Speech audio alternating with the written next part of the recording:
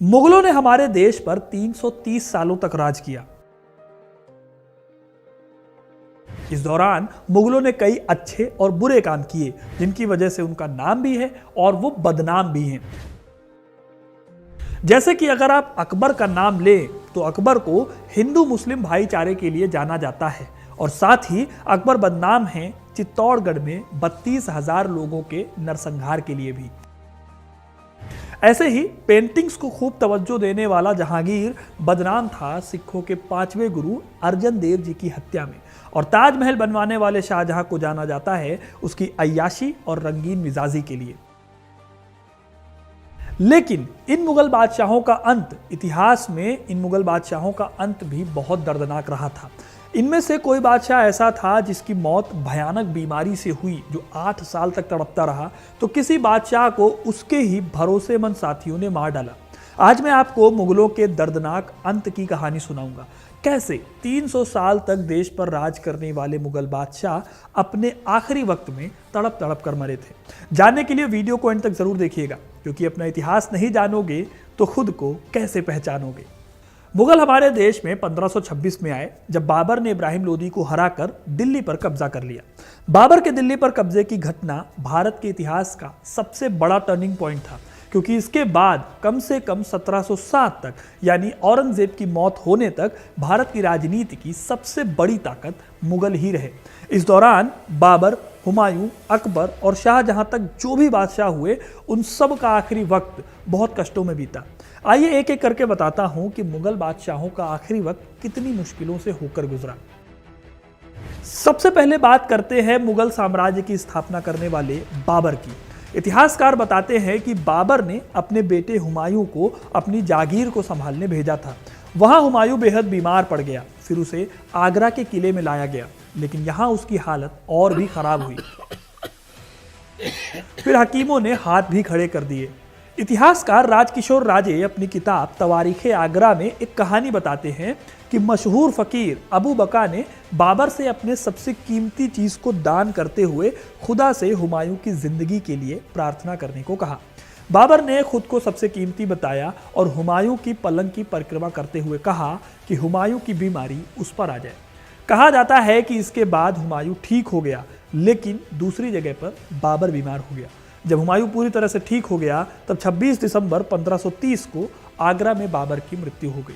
बाबर की मृत्यु के 4 दिन बाद 30 दिसंबर 1530 को हुमायूं आगरा के सिंहासन पर बैठा। हालांकि इस घटना का कोई हिस्टोरिकल सबूत कहीं पर नहीं मिलता, लेकिन कई इतिहासकारों ने इस कहानी को, बाबर की मौत की कहानी को दर्ज किया है। बाबर के बाद हुमायूं सिंहासन पर बैठा। हुमायूं अपनी मौत होने तक भटकता ही रहा। उसे शेर शाह सूरी से हार कर मुल्तान में छिपना पड़ा। फिर जब शेर शाह सूरी की मौत हुई तो हुमायूं ने दोबारा दिल्ली पर कब्जा कर लिया, लेकिन इस कब्जे के बाद हुमायूं ज्यादा दिनों तक जिंदा नहीं रह पाया। महज 1 साल बाद, यानी 1556 में ही हुमायूं की मौत हो गई। हुमायूं की बहन गुलबदन बेगम लिखती हैं कि 24 जनवरी 1556 के दिन हुमायूं ने कड़ाके की ठंड के चलते गुलाब जल मंगवाया, और उसके साथ ही वो का लती था, बहुत कंज्यूम करता था। दोपहर में हुमायूं लाइब्रेरी की छत पर पहुंचा। कुछ देर वहां रुकने के बाद जब वो सीढ़ियों से उतरने लगा तो उसे मस्जिद से अजान की आवाज़ कानों पर पड़ी। तब वो दूसरे पायदान पर ही था और आवाज़ सुनते ही वहीं पर बैठने लगा। इस दौरान उसका पैर उसके जामे में फंस गया और फिर हुमायूं ऐसा फिसला कि सीधे सिर के बल गिरा। उसके सिर में इतनी गहरी चोट लगी कि उसके दाहिने कान से तेजी से खून निकलने लगा और उसने मौके पर ही दम तोड़ दिया। मुगल बादशाहों में हुमायूं ही एक ऐसा बादशाह था जिसकी सीढ़ियों से गिरने से मौत हुई। दोस्तों, हुमायूं की मौत के बाद उसका बेटा अकबर बादशाह बना। उसने मुगल साम्राज्य को ऊंचाइयों पर पहुंचाया। राजपूतों के साथ दोस्ती का हाथ बढ़ाकर उसने अपनी ताकत को और ज्यादा बढ़ा लिया था। बादशाह अकबर ने 1565 से लेकर 1605 तक राज किया, लेकिन उसके आखिरी वक्त में उसका बेटा सलीम यानी जहांगीर बागी हो गया।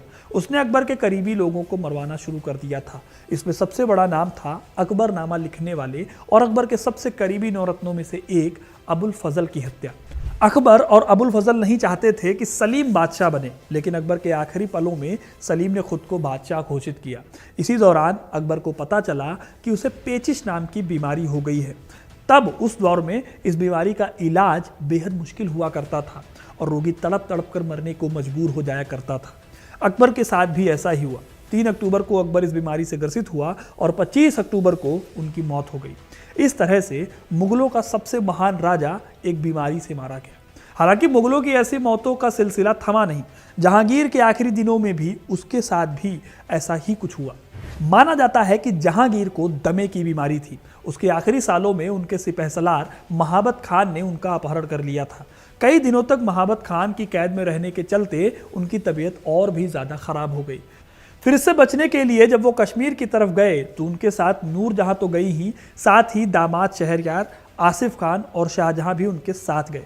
जब वो राजौरी के रास्ते वापस आने के लिए निकले तब उनके लिए खाना पीना भी मुश्किल हो गया था। फिर चंगेज घट्टी नाम की जगह पर 28 अक्टूबर 1627 के दिन उनकी मौत हो गई। मौत के बाद उनके शरीर पर लेप लगाया गया, उनकी अंतड़ियों को निकाल कर वहीं पर दफना दिया गया।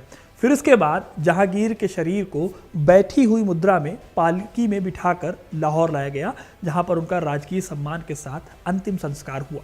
इसके बाद बादशाह बना शाहजहां, जिसे ताजमहल बनवाने के लिए जाना जाता है।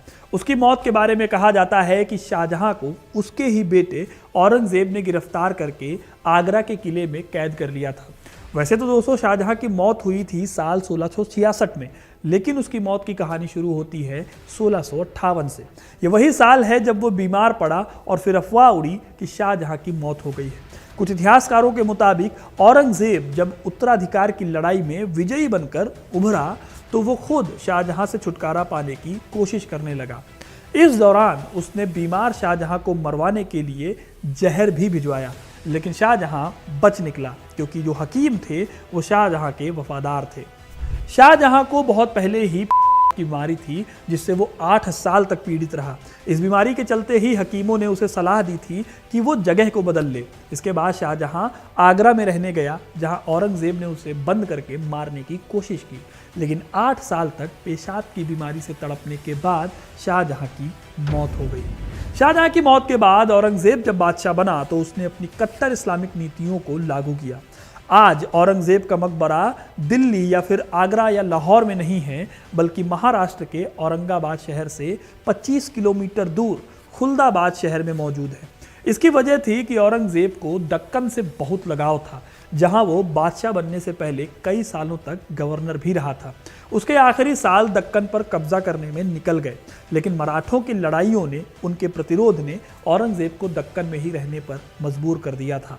मराठों के युद्धों में मुगल सेना को करारी हार मिली और इसका नतीजा ये हुआ कि औरंगजेब 1682 में दक्कन लौट आया और फिर 1707 तक यहीं पर रहा।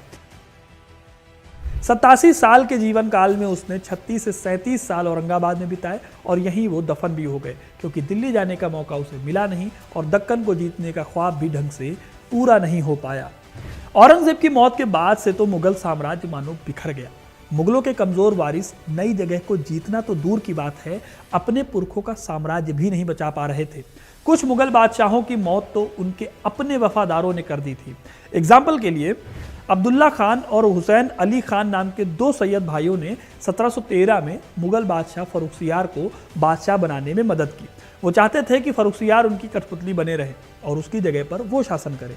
नतीजा ये हुआ कि सैयद भाइयों और सम्राट फर्रुखसियार के बीच लंबी लड़ाई चलती रही और आखिर में सैयद भाइयों ने 1719 में फर्रुखसियार को ही मार डाला।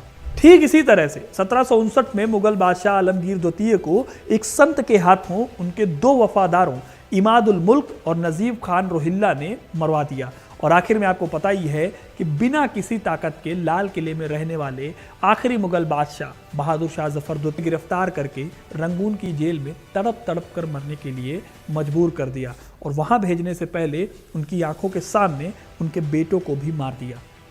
तो दोस्तों ये थे मुगल बादशाह और उनकी दर्दनाक मौतों का इतिहास। आपको ये कहानी कैसी लगी कमेंट करके ज़रूर बताइएगा। वीडियो को लाइक और शेयर करना ना भूलें और ऐसी इंटरेस्टिंग कहानियों के लिए, इतिहास से जुड़े रहने के लिए हिस्ट्री कनेक्ट को सब्सक्राइब जरूर करें। धन्यवाद।